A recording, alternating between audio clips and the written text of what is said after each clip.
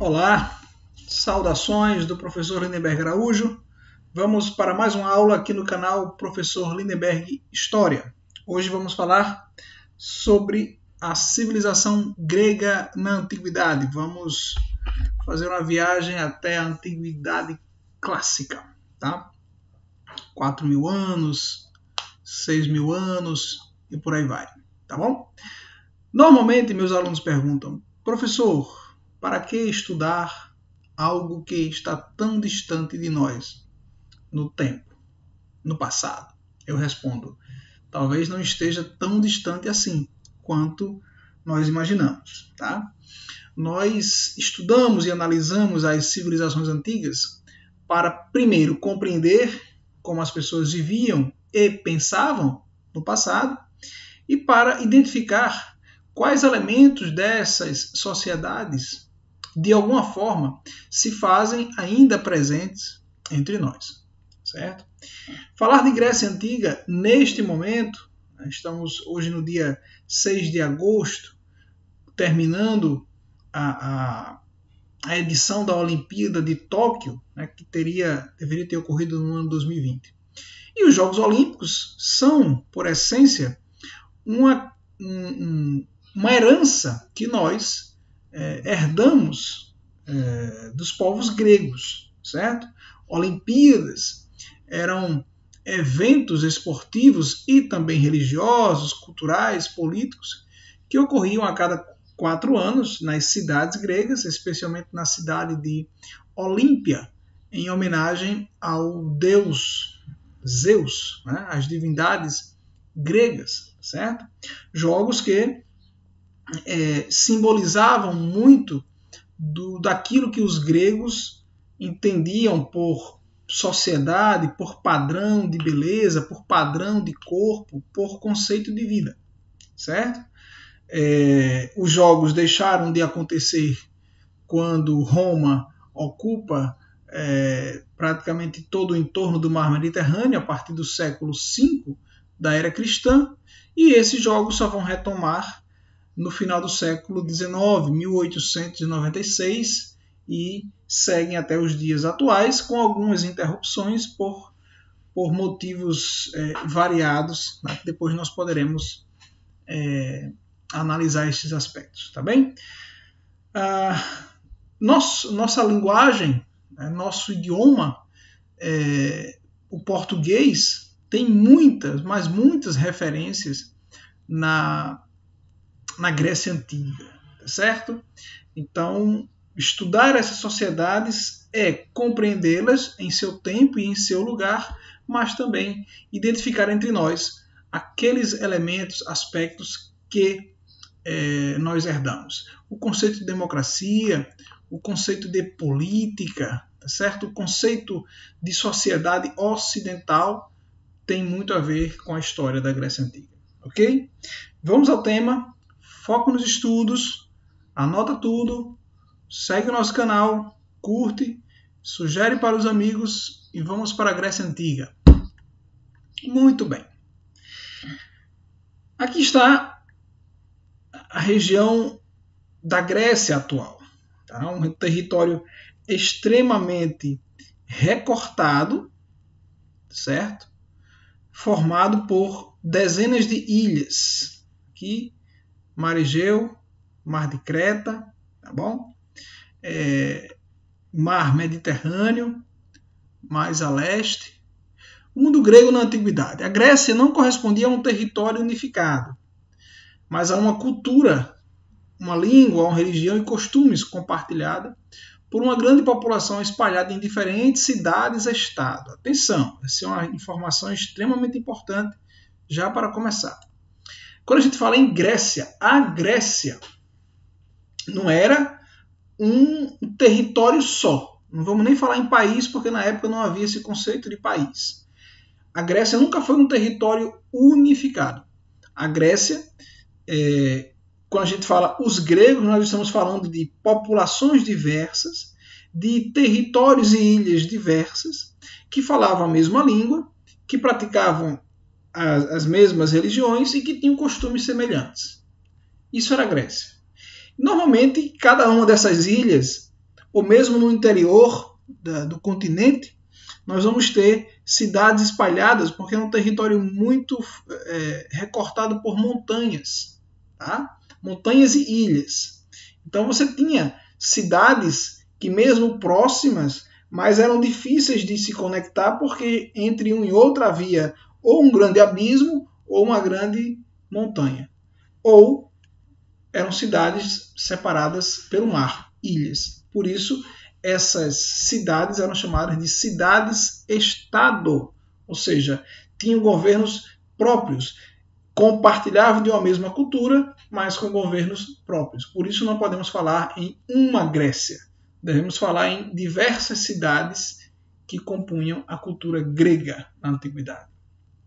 Condições geográficas: relevo montanhoso e pouco fértil, um solo extremamente pedregoso, com vegetação escassa e poucos rios, e um litoral formado por diversas ilhas, como vocês já devem ter percebido. Tá?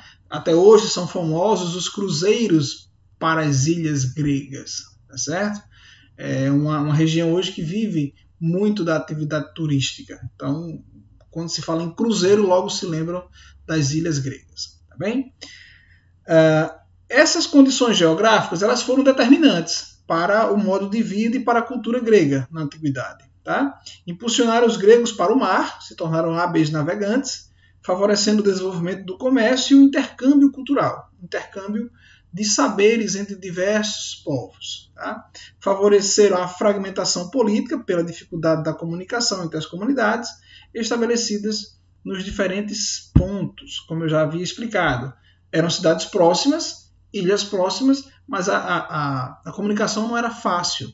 Por isso que nós não podemos falar em um território grego unificado, tá certo? Mas sim em uma cultura grega formada por populações de cidades distintas e diversas. Esta imagem é a imagem de satélite da região correspondente ao mundo grego antigo. Essa foto é de 2004. Tá? Como é que essa civilização ela vai se formar? Tá? Em cerca de 2500 a.C., ou seja, 4.500 anos, povos vindos da Índia e da Europa chegaram à região. Né? Esses povos eram aqueus, jônios, eólios e dórios, tá certo? E povos indo-europeus, povos que parte deles vem da região das Índias, parte deles vem do centro da Europa. Tá? Forma-se o que nós chamamos de civilização cretense. Tá? Havia um rei que era líder religioso e líder político.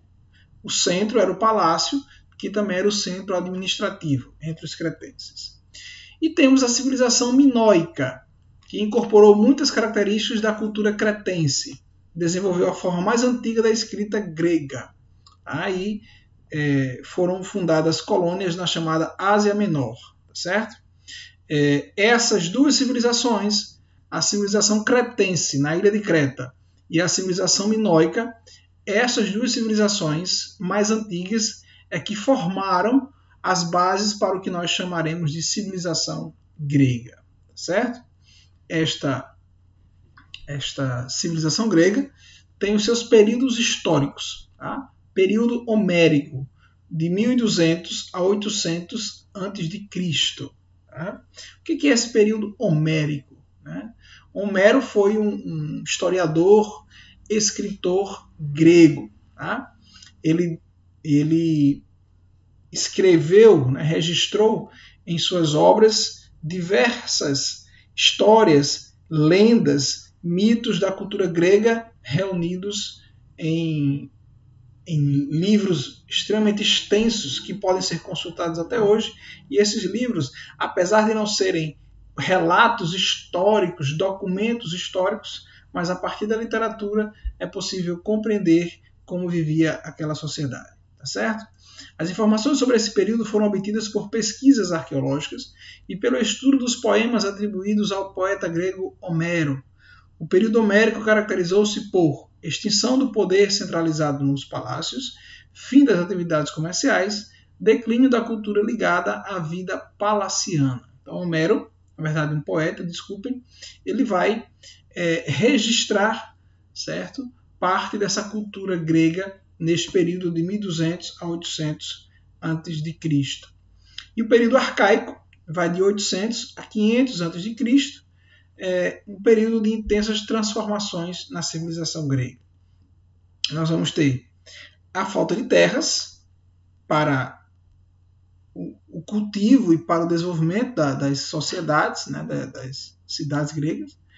Some-se a isso o aumento da população. Consequentemente, os gregos vão ter que se expandir e buscar colônias para além do seu território.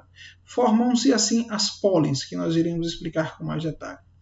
Os gregos fundaram colônias na orla do mar Mediterrâneo e no Mar Negro.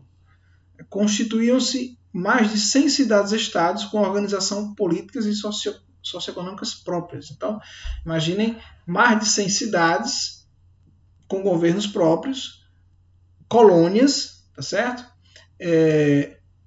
Com certa frequência, essas cidades disputavam entre si o poder, o comando sobre o conjunto da sociedade. Polis. Não se esqueçam, polis é o nome que os gregos davam às suas cidades. A polis ateniense, a cidade de Atenas. Polis cretense, a cidade de Creta. Certo? Polis. Da palavra polis, ou polis, surge a palavra política, tá? Ou políticos. Política é a arte de cuidar da cidade, da polis. Políticos são aqueles homens que cuidam da cidade. Olha aí, a palavra política advém de polis, que é uma palavra grega que significa cidade. Tá?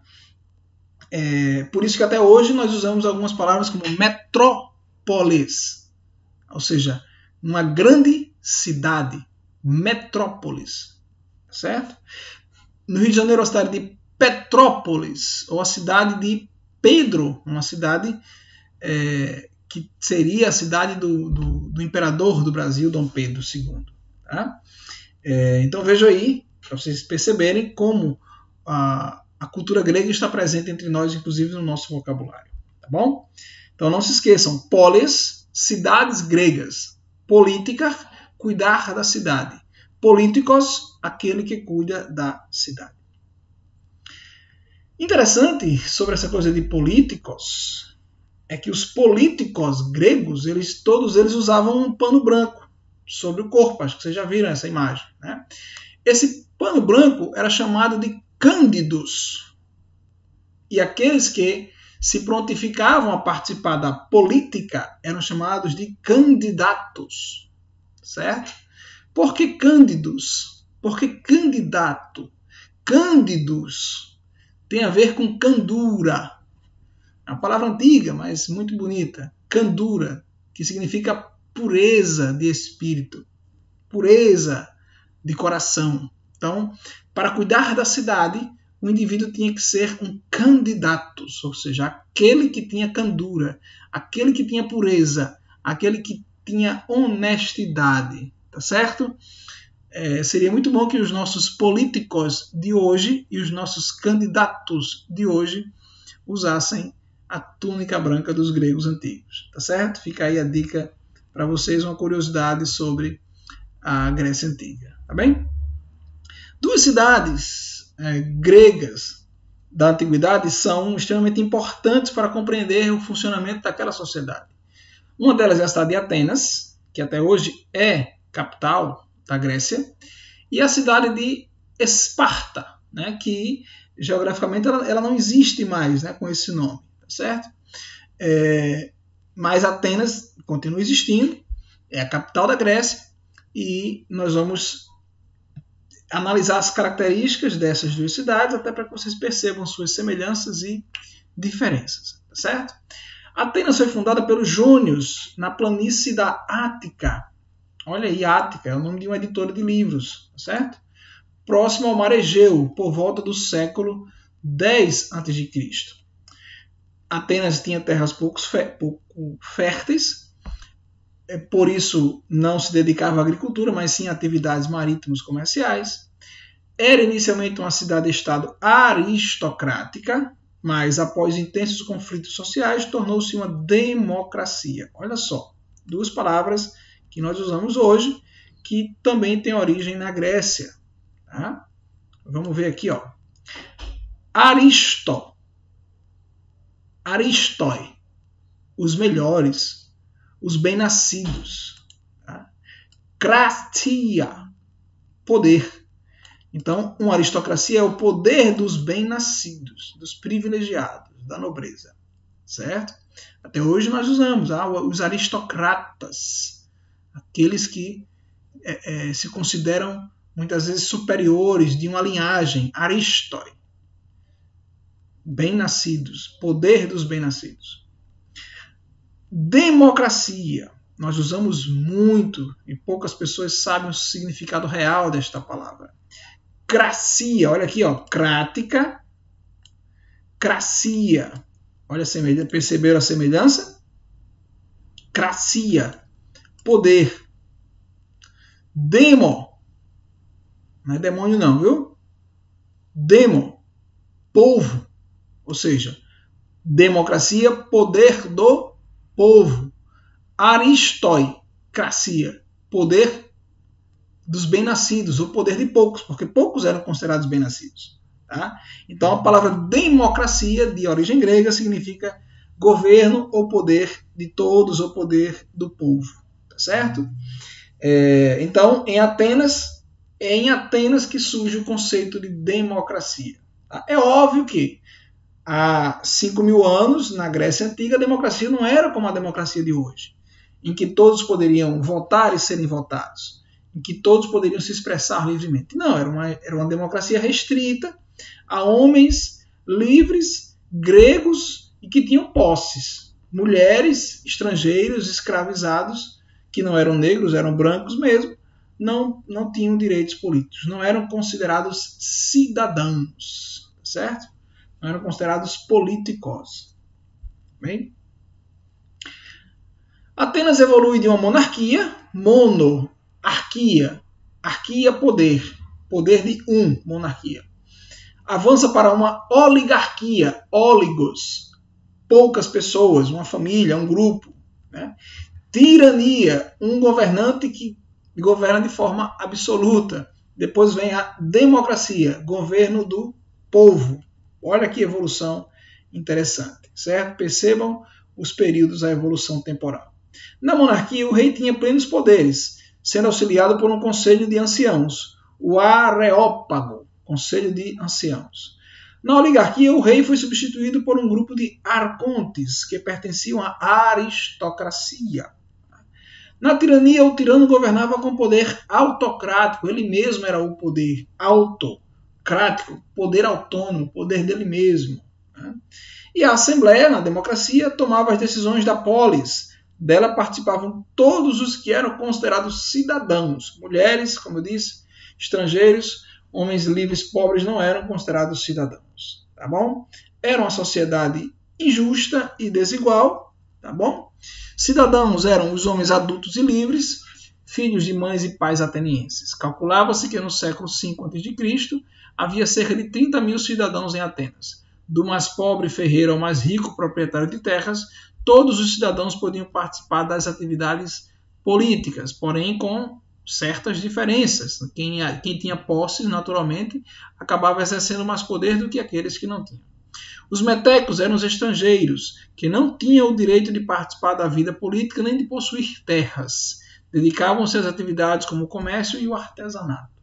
Os escravos eram prisioneiros de guerra ou filhos de escravos. Não tinham direito à participação política e trabalhavam no artesanato, nas tarefas domésticas, nas minas e na agricultura. Atenção para um detalhe importante. Quando no Brasil nós falamos em escravos, é quase automático vir em nossa mente a imagem de homens e mulheres negros e negras, mas não é o caso da Grécia, certo? Na Grécia, escravos eram muitas vezes os próprios gregos ou estrangeiros, tá?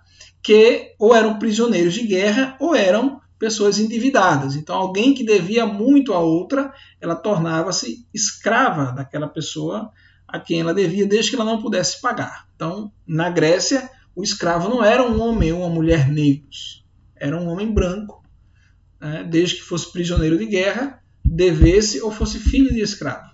Tá bom? A escravidão ela fez parte de todas as sociedades humanas, tá bom? Mas a gente não pode justificar uma escravidão por outra. Por exemplo, não podemos justificar a escravidão do povo negro no Brasil e nas Américas porque outros povos tiveram escravos, porque a justificativa foi absurda. A justificativa é de que os povos negros africanos não tinham alma, não tinham espírito, eram bestas selvagens e por isso deveriam ser escravizados, tá certo? O que é uma absoluta mentira, tá bom? Então, cuidado para não confundir escravo grego com escravo no Brasil colônia. Segue a música. Por conta das desigualdades sociais, ocorrerá uma série de lutas, tá bem? Na Grécia Antiga, por melhores condições de vida. Então, as histórias de lutas, elas não são coisas tão novas na história. Tá?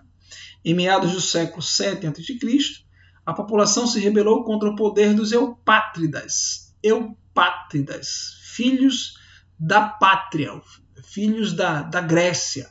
Tá? Para solucionar os conflitos, foram nomeados reformadores, cuja atuação levou à desagregação do regime oligárquico e à instituição da democracia ao longo do século VI a.C. Tá bom? Olha que legal.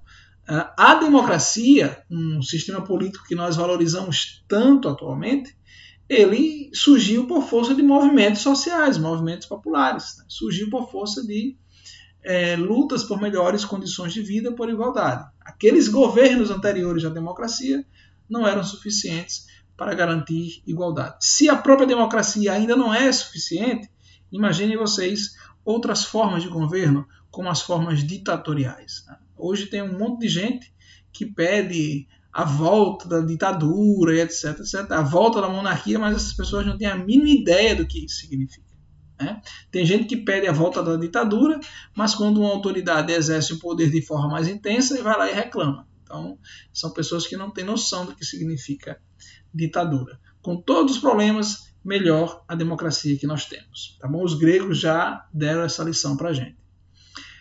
E aqui nós temos alguns dos principais reformadores: Solon, Pisístrato, Clístenes, Péricles, cada um deles com a série de propostas, mudanças, regras, leis que foram aos poucos mudando a política e a vida dos gregos naquele período. Tá? Ou seja, a sociedade passa a ser reformada, reformulada, reestruturada por força dos movimentos sociais que existem desde a antiguidade.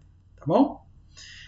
Outra coisa interessante sobre Atenas é que a população ateniense ela dava maior valorização às artes, à cultura, à escultura, à pintura, à literatura, à matemática, à filosofia, à história, à geografia, à literatura. Os atenienses eram uma civilização onde as artes e a cultura tinham um grande espaço. Tá certo? Vamos agora analisar um pouco de Esparta. Certo? Esparta foi fundada na Lacônia, na península do Peloponeso, pelos dórios por volta do século IX a.C. A sociedade espartana era aristocrática, aristoi, de base agrária, voltada para a guerra. Tá? A formação dos meninos começava aos 7 anos. As mulheres também recebiam treinamento físico e psicológico para gerar crianças robustas e saudáveis. Tá bem? Na Esparta, a guerra tinha um papel muito importante. Por isso a prática de esportes com frequência, o exercício físico, o treinamento das crianças desde os 7 anos.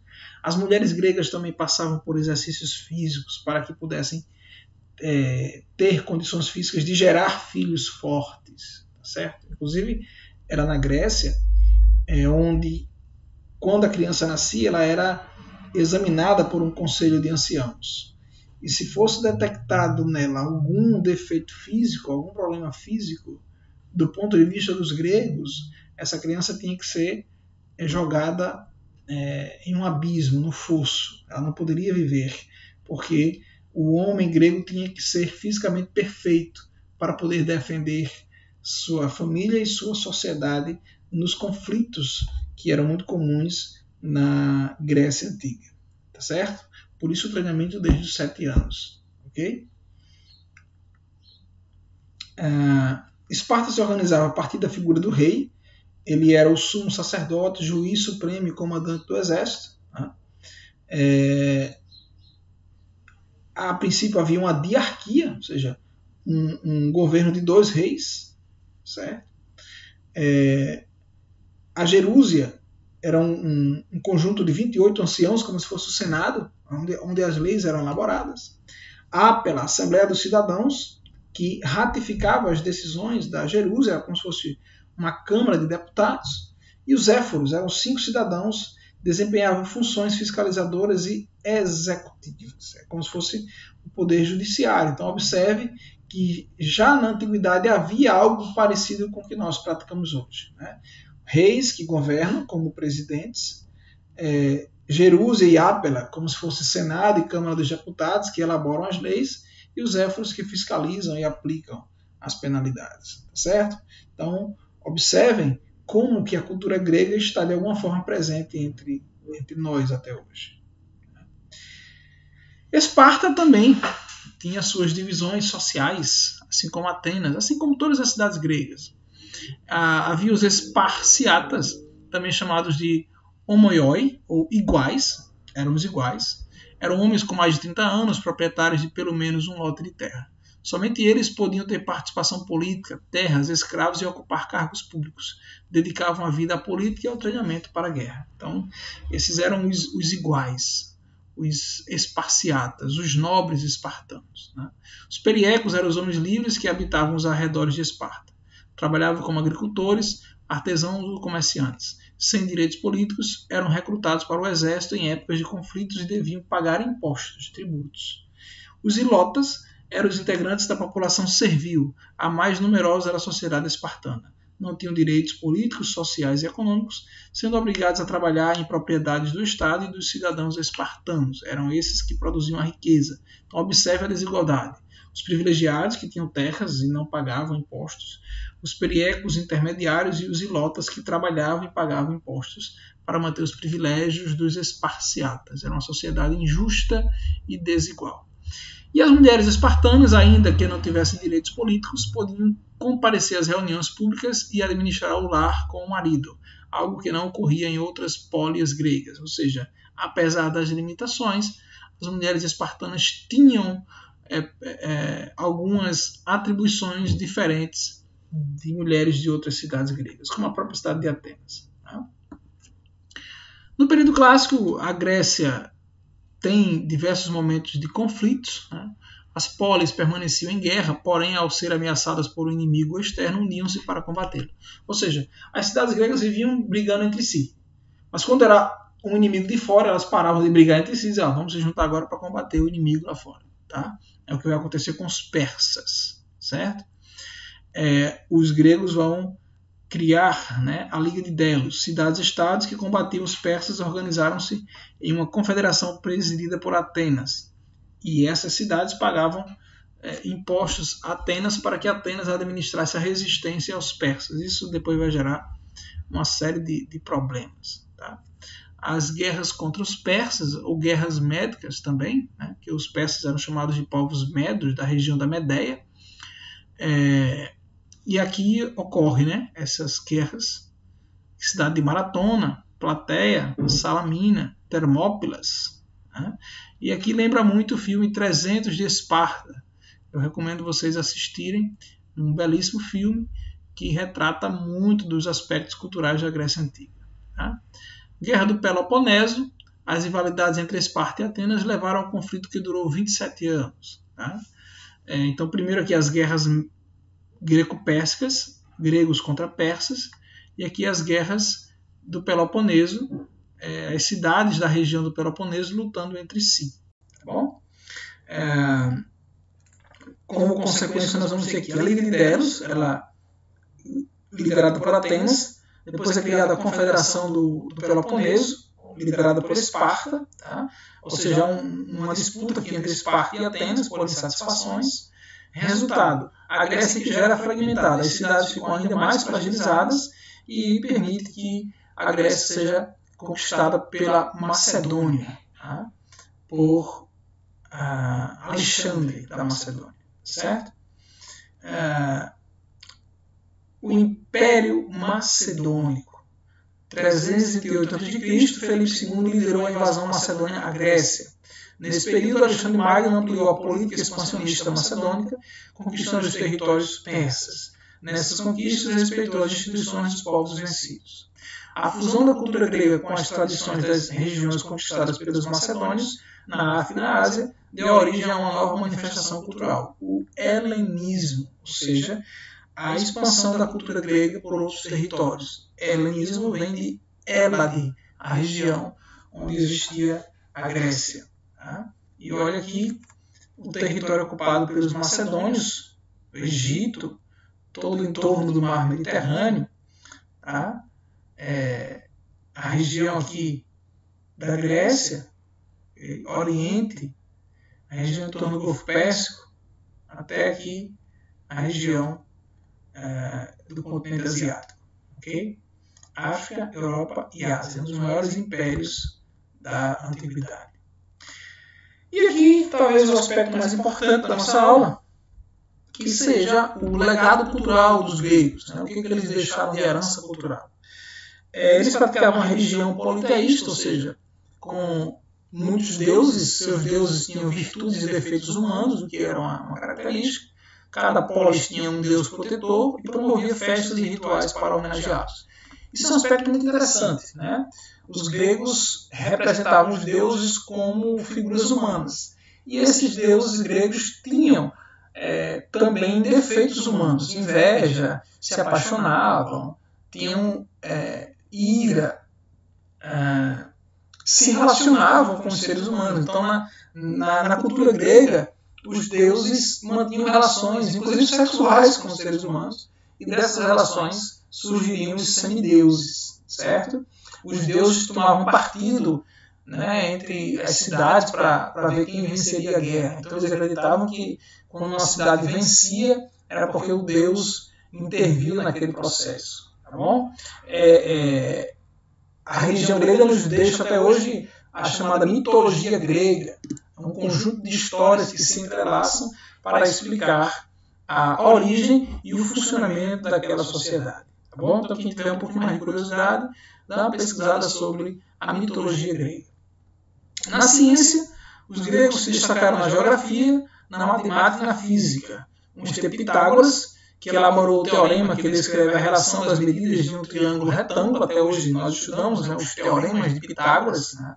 Euclides criou as bases da geometria, as formas geométricas que nós estudamos e usamos no nosso dia a dia. E Arquimedes descobriu os princípios da alavanca e da roldana e formulou leis de flutuação dos corpos. Olha que coisa fantástica na antiguidade. Na arte nós vamos ter o desenvolvimento do teatro. Tiveram origem os gêneros clássicos, a tragédia e a comédia. Os gregos satirizavam, criticavam, riam das características e da política do seu tempo. Destacaram-se Ésquilo, Sófocles e Eurípides na elaboração de peças teatrais. Na escultura, destacaram-se Fídias, que embelezou Atenas com estátuas e monumentos. Então, os gregos atuaram em todas as áreas do conhecimento e da cultura que eles foram possíveis naquela época. Bom? E, certamente, a maior contribuição dos gregos para a humanidade tem sido as reflexões filosóficas a partir, né, dos diversos pensadores gregos, com destaque para três, né, Sócrates, Platão e Aristóteles, tá bom? Que estruturaram pensamentos, questionamentos que estão presentes entre nós até hoje. No período arcaico, a vida na polis, a invenção da moeda, a escrita e a formulação das leis estimularam a discussão de ideias, propiciando a formação da filosofia no Ocidente. Tales de Mileto deu início ao pensamento filosófico. Pitágoras foi expoente dos sofistas, que buscavam conhecimentos por meio da retórica, do constante falar e questionar. Né? Sócrates acreditava que a reflexão e a virtude eram fundamentais à vida. Né? Então era preciso pensar, refletir para poder existir. Não haveria existência sem a reflexão, sem o pensamento. Platão defendia que os filósofos deveriam libertar os homens das impressões sensoriais para que estes percebessem a realidade das coisas, que estariam no plano das ideias. Aí nós vamos ter o famoso mito da caverna de Platão, né, em que ele afirma ou ele elabora uma alegoria em que diz que as pessoas não vivem no mundo real, né, vivem no mundo das sombras, enganadas, em que o mundo real, o mundo da luz, é o mundo das ideias, do saber, do questionamento. Então ele faz um convite para que as pessoas saiam da enganação, saiam da escuridão, para chegar à luz, à dúvida, ao questionamento. Certo? Aristóteles sistematizou os princípios da lógica e denominou-os analítica. Procurou demonstrar racionalmente a existência de Deus, o primeiro motor móvel. E aí vem dos gregos outro questionamento que está presente entre nós até hoje, que é a existência ou não de uma entidade divina superpoderosa que criou todas as formas de vida na Terra, desde aquele período que os gregos questionam e tentam explicar a existência desta força primeira, deste primeiro motor que teria dado origem à vida no mundo e especialmente no nosso planeta. Certo? Então, fica aí muitos e muitos aspectos da cultura grega que estão presentes entre nós até hoje. É uma cultura belíssima. A Grécia continua, né, em seu processo de desenvolvimento. Muitos momentos que remetem àquele período, e é uma sociedade que vale a pena conhecer em todos os aspectos. Tá bom? Então fica aí mais uma aula. Deixo o meu abraço. Vamos seguir estudando. Estudar nunca foi tão importante. E até o nosso próximo encontro aqui no canal Professor Lindenberg História.